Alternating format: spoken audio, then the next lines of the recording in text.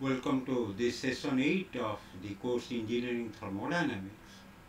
Our earlier sessions we were discussing the energy interactions where we focused on work. This session we shall be devoting for the energy interaction where we shall discuss the energy in mode of heat. Okay, so let us just recap what we have learned already. One was energy in storage and another was energy in transit. When we started our discussion on energy interaction in system, we classified energy into two ways. One is energy in storage and energy in transit. We also saw that energy in storage has two components. One is macroscopic and another is microscopic. The microscopic energy in storage, we discussed the molecular translation, molecular rotation energy, molecular vibration energy, the energy at molecular level, energy at atomic level. Those things are microscopic energy in storage, and energy in storage also can be visualized as kinetic and potential energy of that system in macroscopic mode. When energy in transit we started to discuss, we classified that as work transfer and heat transfer. Further we have discussed work of different categories, moving boundary work and other forms of work, non-mechanical work. Those things we have already discussed. And our discussion session today we shall be focusing on heat, the energy, another form of energy in transit. Why energy in transit? We can understand that energy when the energy crosses boundary from system to surrounding or from surrounding to system. When that energy crosses that boundary only we can recognize. Assume that you have got a what you can call say some hot tea in a cup. What is the temperature there? Whether it is hot or cold we cannot know unless we can sense that when we dip our finger, oh, it is too hot. How do we know? When energy crosses the boundary from the system to surrounding, then only we can say that yes, this is hot. Therefore, it is also called energy in transit. We can visualize that form of energy when it crosses the boundary while it moves from system to surrounding or from surrounding to system. Okay. And we have got pretty good idea on this heat transit phenomenon. Heat can cross the boundary between system and surrounding provided there exists a temperature difference between the system temperature and surrounding temperature. See, here we are showing three cups. Here you can see we are telling that the hot fluid that is inside the cup is at 75 degrees centigrade. Room temperature is 25 centigrade. That means what? Suppose this is the system. The system temperature is 75 degrees centigrade. Surrounding temperature is 25 degrees centigrade. Then we can say that heat can flow from high temperature to low temperature. This is a phenomena. It is energy in transit. It flows from high temperature to low temperature. Now, if you keep that hot cup for some time, the temperature will gradually drop. Say after some time the temperature of that fluid in the cup becomes 45 degrees centigrade. Will heat energy again come to the surrounding? Yes, because this is at a higher temperature 45 degrees centigrade. Surrounding temperature is low at 25 degrees centigrade. As long as there is a temperature difference between system and surrounding, now it is 45 and 25. Therefore temperature difference exists. So heat energy will again flow from system to surrounding. After some time what will happen? There will be a thermal equilibrium. That means surrounding temperature 25 and the fluid temperature inside the cup is again 25. What happens there? Once the thermal equilibrium is established, we say that heat in transit doesn't occur. Heat that moves cannot be sensed. Okay. So heat is a energy in transit. This energy transfer takes place because of temperature difference, either between system to another system or it can be between system and surrounding. Okay. Heat is a energy in transit which occurs when there exists a temperature difference. Fine. Now this photograph is of one of the Indian great captains, Captain C.K. Naidu. Okay. What I am showing here is not all stances are technically correct. If you are a fan of cricket, some people might have observed Rahul Dravid is said to be one of the best technical player. Means his stance of batting is perfect. If you see Steve Smith, Australian captain, many will agree that his stance is not, say, technically correct. Even for that matter, Shiv Narayan Chandrapal, who used to be a player for West Indies for long days. Why I am telling that? Still then they score. Okay, even if they, Steve Smith or Chandrapal, they score heavily, even if their stances are not correct. In respect of heat also, several phrases exist, several verbal phrases exist which are not technically correct. Say, heat flow is a very common word, common phrase, heat flow. Does heat flow? Is heat a fluid? Absolutely not. Heat was visualized as conceived as a fluid in way back in 18th century, and it was soon discarded. Heat is not a fluid. Earlier it was named that heat is a fluid whose name was caloric, from which a unit of calorie came. But very soon it was discarded and it was recognized that heat is no fluid. Heat flow doesn't have any sense in literary means. Heat is not a fluid, how can it flow? We understand that thermal energy get a transfer. Energy can get transferred. Energy does, this heat cannot flow. Therefore, this technical, if you see there are words called body heat. What do you mean by that? Heat flow. What do you mean by that? There are several phrases which do not have any technical correctness, but they are very commonly used, and we all understand their meaning. If somebody tells heat flow, we are not going to tell him or her that no, heat doesn't flow, you cannot use this word. Yes, they can use. With a wrong standing, Stephen Smith can bat.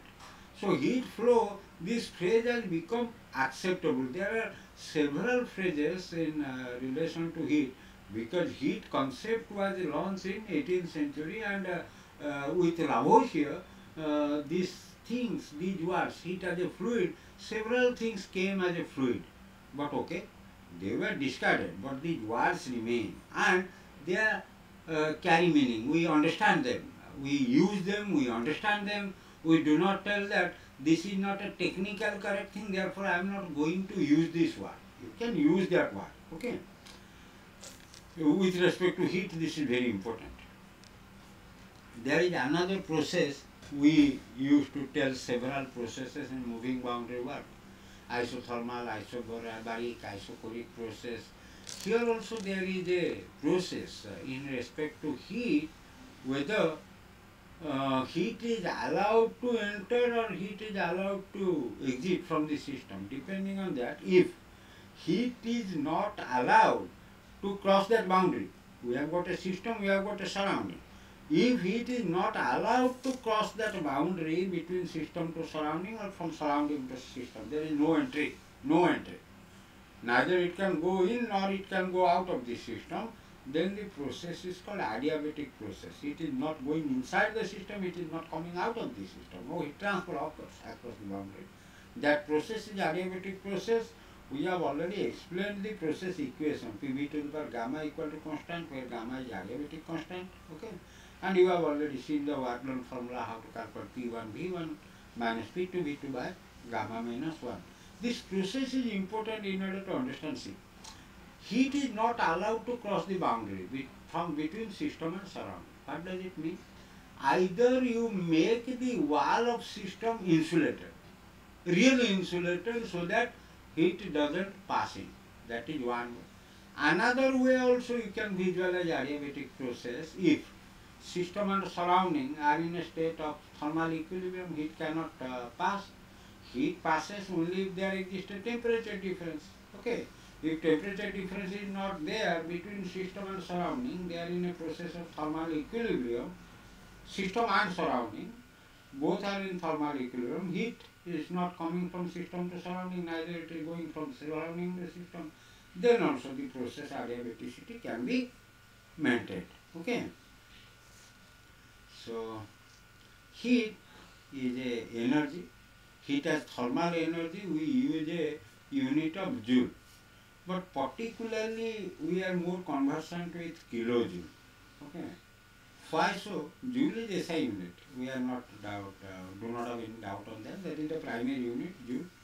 But most of the time in engineering analysis, you shall be encountering this expression kilojoule. Why this? Let me tell. Say 1 joule is what? One force is 1 Newton. When that 1 Newton is displaced by 1 meter, that work is 1 joule. Force multiplied by displacement. Force is 1 Newton. Displacement is 1 meter. That is 1 joule. Okay. Now, 1 Newton force, have you experienced how much is 1 Newton? It is something like, take something which has 100 gram, no, this is 200. So consider apple, consider an apple. Apple is having a mass of 100, 110 gram. Okay. Hold that apple. What is the force on your hand? 110 gram multiplied by 9.8, 0.110 into 9.8, it becomes around 1 Newton. So 1 apple is 1 Newton. Okay. Now, if you think of joule, means 1 apple, the energy required to move that 1 Newton, 1 apple by 1 meter. That is a very low energy in our engineering application. This is one. Another in terms of pressure also, if you consider in solid mechanics, they are using Pascal. Pascal means 1 Newton per meter square. That means how much stress? 1 Newton is 1 apple. You smash that apple, spread that in a 1 meter table. 1 meter by 1 meter table. The pressure exerted by that table is Pascal. It is a very small pressure for engineering application. So instead of using joule, we use kilojoule because 1 joule of energy is not a big amount of energy relevant for engineering application. In that case, Pascal is also not relevant in engineering application. We use bigger units. Say kilopascal means 1000 Pascal, megapascal is 10 to the power 6 Pascal. Similarly, kilojoule is 1000 joule, quite a good amount, 1000 joule. Okay. And there are several instances where we shall be using unit mass in order to standardize the data. There we shall use this energy per mass unit, that is kilojoule per kg, heat per mass. Okay, heat is the energy, its unit is joule, but in engineering application we are more conversant with using kilojoule, and another is kilojoule per kg, that is when we take the energy, say enthalpy per unit mass of the object, then we use kilojoule per kg kind of thing. Okay. Now in relation to heat, what more important thing, one more important thing that we shall be learning in another bigger course, that is heat transfer course. For you, probably we are not going into depth of heat transfer, but you all know that heat transfer, there exist different modes. One mode is conduction. Here what we are showing, a fire is burning, we are keeping a metal rod and showing it to fire. After some time what will happen? The heat will flow via this rod to your, you will feel hot. Okay. What happens there? The heat energy is received by one particle, that particle gets disturbed, transmits that vibration and disturbance to next particle. Particle doesn't go. Particle transmits the disturbance from here to here, from here to here, from here to here, from here to here. Then it goes to your disturbance, that energy. Energy created by that heavy molecular vibration, that passes. Okay, that is your conduction. Another is the surrounding fluid, say consider air around the fire, that goes up. When you show your hand there, you will also feel hot. There what happens? The entire mass of air is coming, that is convection, fluid flow. And there is another mode of heat transfer where we are not talking of that air surrounding, we simply that electromagnetic wave with that fire. The sun's heat also we are feeling hot. There is a vacuum between sun and us. But still then that electromagnetic radiation, electromagnetic wave gets transmitted through that vacuum to reach us. That mode is heat transfer. If you check Wikipedia, you shall see four modes of heat transfer. Apart from conduction, convection, radiation, advection is also another mode of heat transfer. Advection is basically what you can see is when a water stream flows, the small pebbles also will flow with that water stream. Pebbles are there, flow some water at high speed. Then that with water momentum, the pebbles also will flow.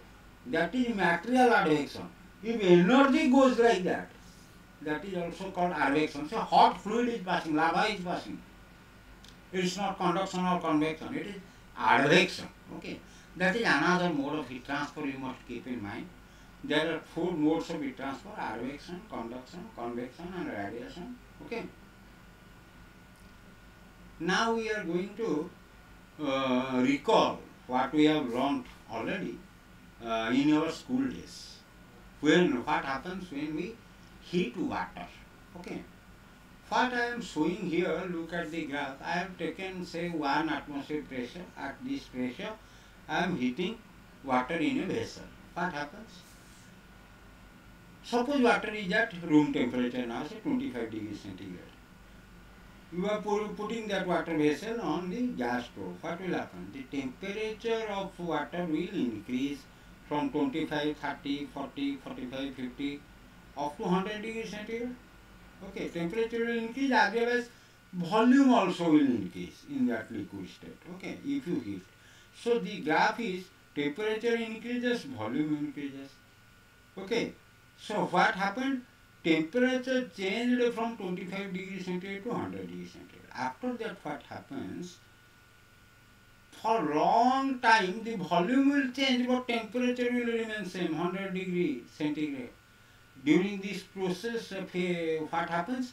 Phase transition happens. From liquid phase, it enters into gaseous phase, and during a process called evaporation, the liquid evaporates. So the temperature remains 100 degrees centigrade. Okay. After that, what happens? After the entire water evaporates, then again temperature rises, volume also rises. Okay. It is called superheated vapor. Superheated vapor. Okay. Now, this state here, you can understand that if I am giving it, temperature is increasing. Okay. I can sense that heat. I am giving it, temperature increases. I know, I can feel, I can sense. This heat, which is accompanied by change in temperature, is called sensible heat. A-C-N-S-I-B-L-E. Sensible heat. Here also you can see superheated vapor.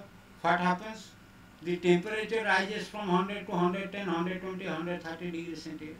Then also you can sense the heat, sensible heat. Sensible heat is that heat which can be sensed with change in temperature.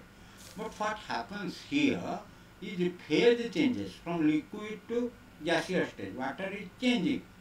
During this phase, you have taken suppose 1 liter of water in a vessel. Initially out of 1 liter, say 10 milliliter will be getting into vapor, gaseous state. After that 20 milliliter, after that 100 milliliter. At one instance, entire 1000 milliliter doesn't become gas. They become gas gradually. 10 milliliter, 20 milliliter, 100 milliliter, 500 milliliter, then 700 and 1000 like that, gradually. During this gradual change, until and unless the entire 1 liter becomes gas, temperature remains same.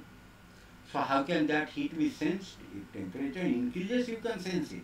But if temperature remains same, you cannot sense that energy, but still then it is energy, it is still getting heat. Okay. In that case, that is called latent heat. You must recall, there are two terms, sensible heat and latent heat. Sensible heat is that heat what you can sense with change in temperature. Latent is what? No, you cannot change, you cannot sense, because this is not accompanied by change in temperature. Okay. Now we were telling regarding states of matter, how water changes from liquid to gas. You probably in school days you know there are 4 states of matter. We are not focusing on solid, liquid, gas and plasma in detail. Here actually uh, there are several words like say liquid to gas. The process is called evaporation. Okay. Then also we tell boiling, evaporation, boiling. From solid to liquid, what we use? Melting. Okay. From liquid to solid, there is again another word called condensation. There are different terminology associated with these state changes in relationship of thermodynamics. Okay. One is condensation from liquid to solid. From solid to gas, sublimation. From liquid to gas, evaporation. These words we shall be using very frequently in our thermodynamic analysis. Say plasma is another state of matter. In our scope of thermodynamics, we shall focus on solid, liquid, gas. But must note that in case of lightning, it is basically a plasma state. We cannot ignore that. But during our undergraduate course, we shall be focusing our attention mostly on 3 states in thermodynamic analysis. Okay. So during last classes, say 4-5 classes, what we are discussing, energy interactions. There we discussed energy in storage and energy in transit are 2 types. One is heat, one is work. These 3 terms are very important foundation for the subsequent classes on first law or second law that we shall be talking of. Here we are only introducing the notation part, energy in storage. There was a macroscopic energy, microscopic energy. Okay. Mostly this energy in storage in thermodynamic analysis you will find that in storage form the kinetic energy and potential energy of the system, they are basically at rest and zero elevation. So those macroscopic energies usually are taken zero. But the microscopic energies, that molecular translation, molecular rotation, molecular vibration, okay, even chemical energy for that matter stored in atomic bond form, they have a significant application in first law of thermodynamics. Okay, we shall use a notation of capital U for this energy storage, microscopic energies. Okay. Energy in transit, we have 2 forms. We have already discussed work, moving boundary work, other forms of work in mechanical work form, in non-mechanical work, energy in transit. For all those work, we are using a notation of W. And we have got something called energy in transit as heat, and we shall be using a notation of Q. Using this Q, U and W, we shall be discussing our first law in details in our subsequent classes. Okay. So our discussion today and up to today were basically on energy interactions. We focused on closed system, but we shall also need to understand the energy interaction in open system also, where another term will call flow work, that we shall be discussing when we shall study this first law application in open system or control volume during our classes on steady flow energy equation. Only one small item in your course, I allow it for self-learning, that is called indicator diagram. We have not discussed it here. For your understanding, you must note that indicator diagram is a diagram which is using PV plot, okay, pressure volume plot, but here volume is represented by that stroke. We have already seen that stroke concept in piston cylinder mechanism. Okay. In the indicator diagram, you will be given an activity to understand that indicator diagram, you understand the indicator mechanism and how to interpret the indicator diagram area geometrically. Okay. Thank you very much.